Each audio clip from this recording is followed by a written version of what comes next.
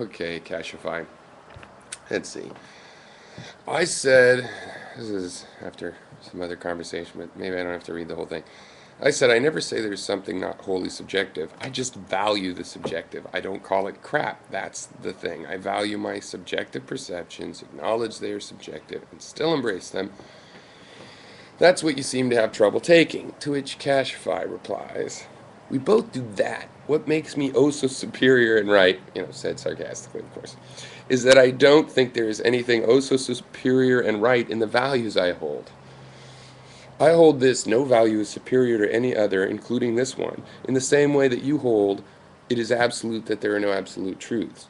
To value just means to call something better, more pure. I'm not sure either of us hold tightly to those self-defeating absolutes, but they are where we stand, it seems. Well, no, I don't. You're not listening. I do not say that it is absolute that there are no absolute truths.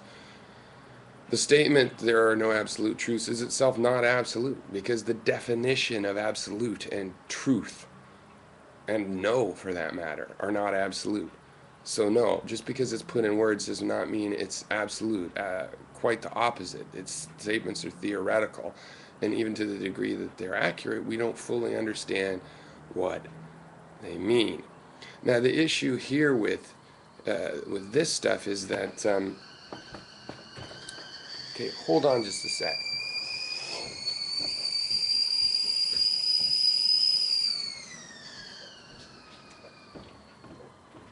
I'm gonna make some coffee, but so excuse me, it's auto direct upload or whatever. Is the thing a skeptic has to and a relativist say what context they're talking about. You can't say something superior or not without a context. Superior for what purpose? Superior to whom? Right? Sugar is superior to salt at sweetening tea. Salt is superior to sugar at salting pork. You need the context. Now, you say that you hold that no value is superior to any other, including this one, and you mean that in some absolute sense. It's not absolutely superior. Fine, but you think it's superior. It's superior for you for some reason, for some part of the context that is a part and defines your life. It is superior relatively, you have judged for yourself. So you don't actually say that no other value is that yours is no more superior or less, other than in some absolute context, which doesn't exist. There is no absolute context. You're seeking what you absolutely. No, no. Let's slow down. You think I hold that statement absolutely?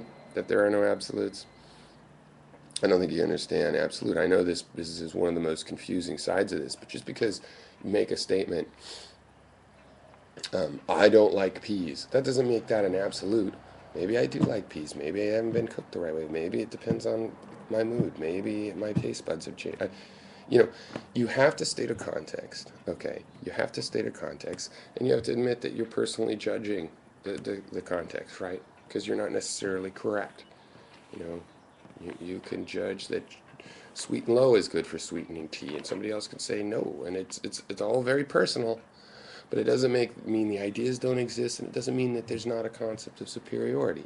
You are finding out the ideas that you think are superior for your purposes and by your criteria, and I'm fine with that. And I'm not saying that my ideas are superior.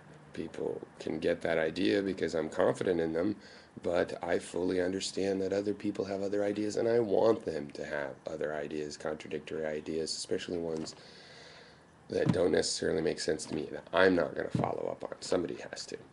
So that's what you're missing, because you're acting well. Everything's equal. No, but you're calling everything crap.